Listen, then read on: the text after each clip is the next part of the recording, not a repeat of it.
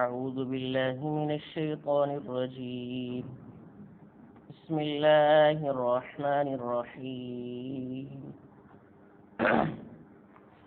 يا أيها الذين آمنوا كلوا من طيبات ما رزقناكم واشكروا لله إن كنتم إياه تعبدون.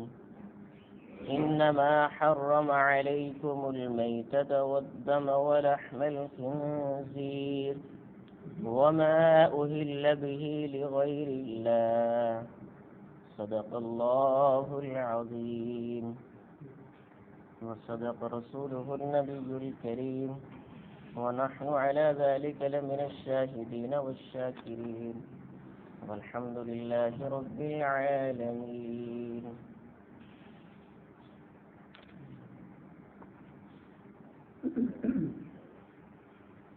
سورہ بقرہ کی آیت نمبر 172.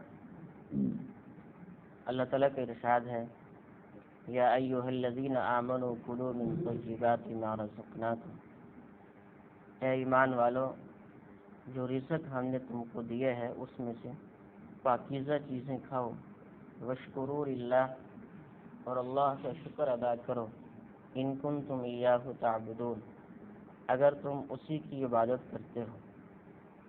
اور آگے فرمایا انما حرم علیکم المیتۃ، بے شک اللہ تعالیٰ نے تمہارے اوپر حرام کر دیا ہے مردار جانور کو، والدم، اور خون کو، ولحم الخنزیر، اور خنزیر یعنی سور کے گوشت کو، وما اہل به لغیر اللہ، اور اس جانور کو جس کو غیر اللہ کے نام پر ذبح کیا گیا ہو، اللہ کے علاوہ کسی اور کے نام پر اس کو ذبح کیا گیا ہو، اس کو بھی حرام کر دیا گیا.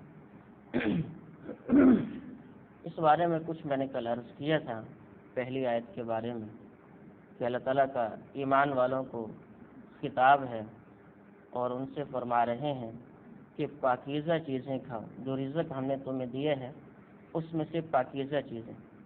اس لیے کل قیامت کے دن انسان سے اس کے رزق کے بارے میں بھی سوال ہوگا کہ کیسے کمایا تھا، حلال طریقے سے کمایا تھا یا حرام طریقے سے کمایا تھا. کمانے کا بھی سوال ہوگا اور اسی طرح سے پھر اس کو خرچ کرنے کا، کہ اس کو حلال جگہوں پر خرچ کیا یا اس کو حرام جگہوں پر خرچ کیا، اس کا بھی سوال ہوگا. دونوں سوال الگ الگ ہوں گے. تو قرآن میں کئی جگہ اللہ تعالیٰ کا ارشاد ہے. بعض دفعہ سارے انسانوں کو خطاب کر کے فرماتے ہیں، جیسے کہ ابھی کچھ دن پہلے گزرا یا ایھا الناس، وہاں پہ الناس کا لفظ تھا کہ سارے انسانوں کو خطاب تھا. اور یہاں پر ایمان والوں کا ذکر ہے یا ایھا الذین آمنوا. اور بعض جگہوں پر رسولوں کو خطاب کیا یا ایھا الرسل. تو مختلف جگہوں پر مختلف انسانوں کو اور بعض دفعہ سب کو، بعض دفعہ خاص ایمان والوں کو، ان کو خطاب کر کے فرماتے ہیں کہ پاکیزہ چیزیں کھاؤ. حلال چیزیں جو ہم نے تمہارے لیے حلال چیزیں کی ہیں ان کو کھاؤ اور حرام سے اپنے آپ کو بچاؤ. اور اپنے آپ کو بھی بچاؤ اور اپنے گھر والوں کو بھی بچاؤ. گھر والوں کو جو کھلاؤ وہ بھی حلال رزق ان کو کھلاؤ. حرام کا لقمہ جب انسان کے پیٹ میں جاتا ہے تو اس کی عبادت قبول نہیں ہوتی.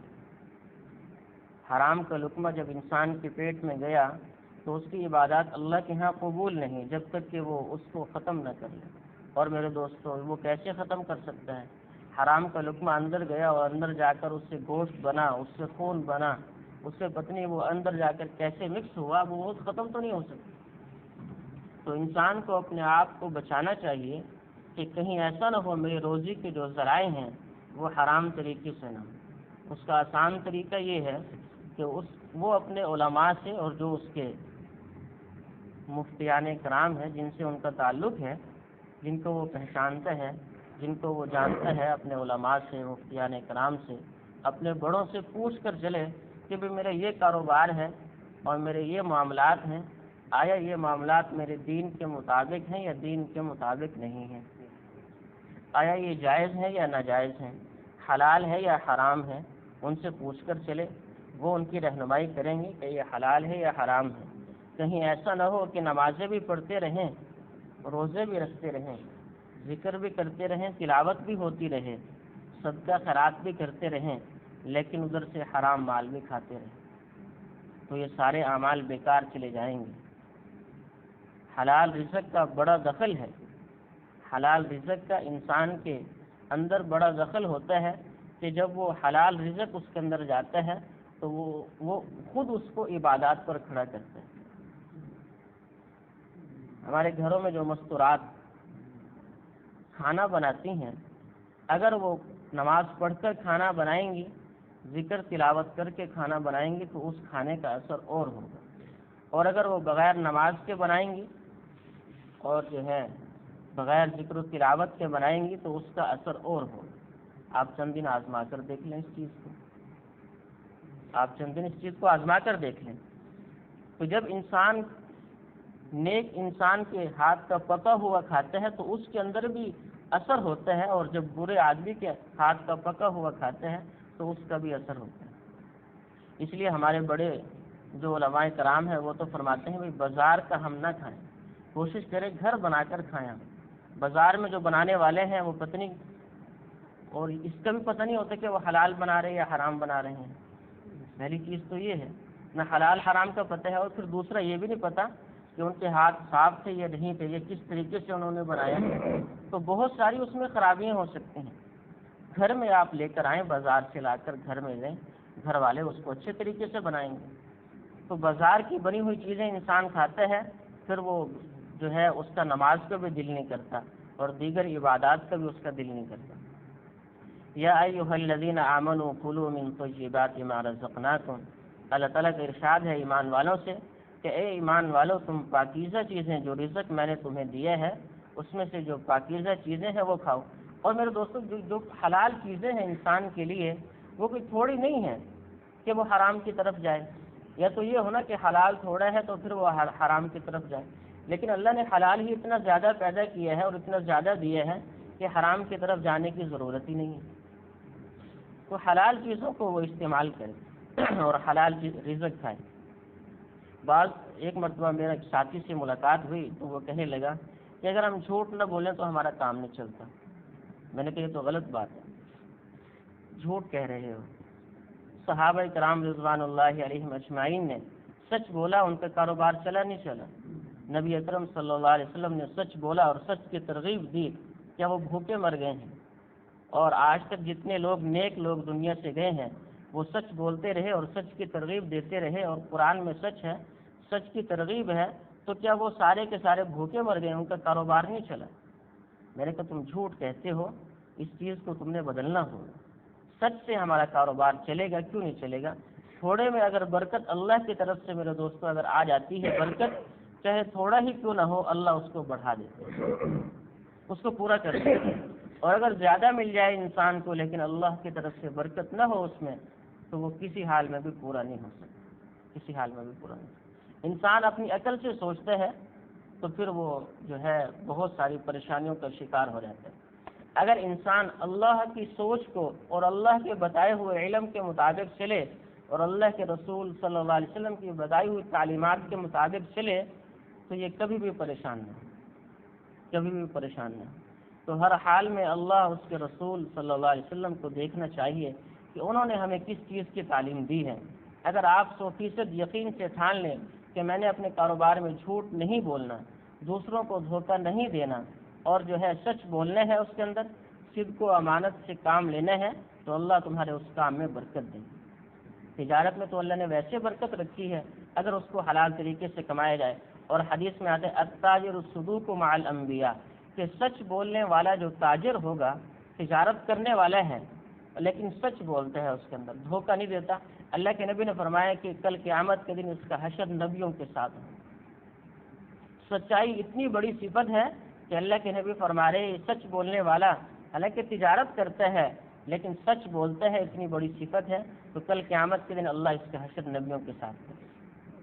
تو میرے دوستو، کاروبار کرنا، ملازمت کرنا، معاملات کرنا، یہ تو سارے ہوتے ہی رہتے ہیں، لیکن اس میں سچ کو مد نظر رکھنا ہے اور اس میں حلال چیز کو مد نظر رکھنا ہے، کہیں حرام طریقہ اس میں شامل نہ ہو جائے۔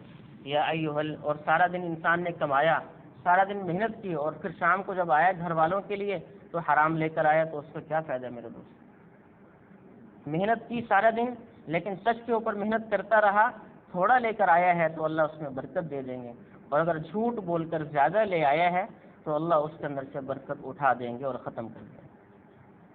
یا ایھا الذین آمنوا کلوا من طیبات ما رزقناکم، اے ایمان والو جو رزق ہم نے تمہیں دیا اس میں سے پاکیزہ چیزیں کھاؤ، واشکروا للہ۔